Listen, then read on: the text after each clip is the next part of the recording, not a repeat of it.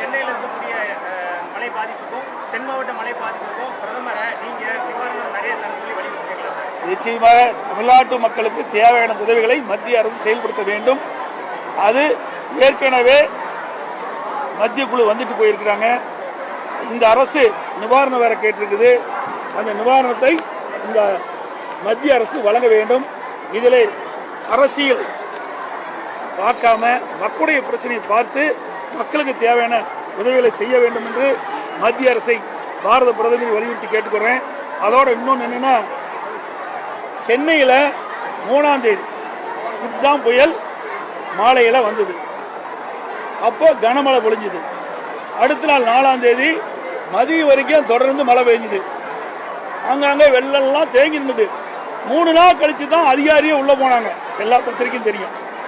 4ஆம் தேதி இரவு தலைமைச் செயலாளர் சொல்றாரு, சீஃப் செக்ரட்டரி சொல்றாரு, இப்பதான் தேங்கி நீரை சென்னையில் ஆங்காங்கே தேங்கி நீரை புறநகர் சென்னை புறநகர் பகுதி மற்றும் சென்னை சுற்றியுள்ள இந்த 3 மாவட்ட செங்கல்பட்டு, திருவள்ளூர், காஞ்சிபுரம் மாவட்டத்தில் தேங்கிய நீரை அகற்றுவதற்காக NLC நிறுவனத்திலிருந்து ராஜத மின் மோட்டாரை கொண்டு வரன்னு சொல்றாரு. அது வரைக்கும் எந்த முன்னேற்பாடும் பண்ணல. எந்த அதிகாரியும் போய் ஆய்வு செய்யல. அங்க போய் என்ன மழை பாதிப்பு கூட பார்க்கல. ஆனா 5ஆம் தேதி இங்க DR பாலு நாடாளுமன்றத்தில் பேசுற என்ன நிவாரணம் கேட்கிறார். எவ்வளவு? 6230 கோடி. என்ன ஆய்வு செய்யாத எப்படி நிவாரணம் கேட்க முடியும்? சொல்லுங்க பார்க்கலாம். பத்திரிகையாளர் ஊடக மூலமாக மக்களுக்கு தெரிவிப்பது. அதிகாரிகளும் போகல, தண்ணியும் வடியில, எப்படி சேதத்தை மதிப்பிட முடியும்?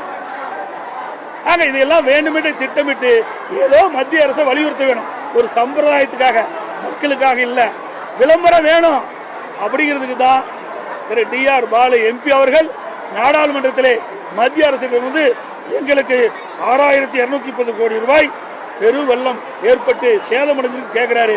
எந்த சேதத்தையும் கணக்கிடாம இந்த தொகை எப்படி கேட்க முடியும்? சொல்லுங்க பார்க்கலாம்.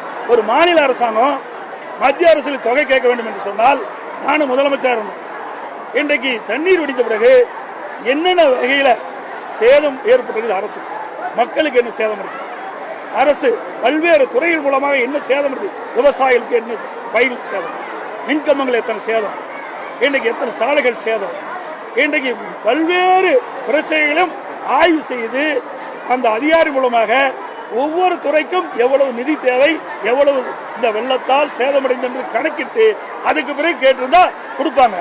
இப்ப எதுவுமே கணக்கெடுக்காத இந்த அரசு வேண்டுமென்றே திட்டமிட்டு விளம்பரப்படுத்துவதற்காக இன்றைக்கு நாடாளுமன்றத்திலே திரு DR பாலு அவர்கள் தமிழகத்தில் மிக்ஜாம் புயலால் 6230 கோடி அளவுக்கு சேதமடைந்து என்று கேட்டிருப்பது நிந்தையாகவும் வேடிக்கையாகவும் இருக்கு.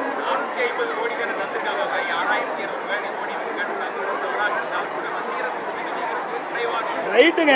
நீங்க ஒரு முதற்கட்டமாக கொடுக்குறாங்க. நீங்க ஆய்வே செய்யலையே. நீங்க ஆய்வு செஞ்சிருந்தா தானே ஒவ்வொரு ஒரு சாலை பாதிப்பா, நெடுஞ்சாலைத்துறையிலிருந்து எவ்வளவு, இல்லை மின்சாரத்துறையில சேதம் எவ்வளவு, இப்படி மக்களுக்கு என்னென்ன வகையில சேதம் அடைஞ்சிருக்கு இதையெல்லாம் கணக்கிட்டு ஒரு அறிக்கையாக மத்திய அரசு கொடுத்தா தான் அந்த மத்திய அரசு இதையெல்லாம் கவனத்தில் எடுத்துக்கொண்டு ஆய்வு செய்து அதற்கு தேவையான நிதி ஒதுக்கீடு செய்வாங்க. ஆனா இது ஒரு விளம்பர அரசாங்கம்.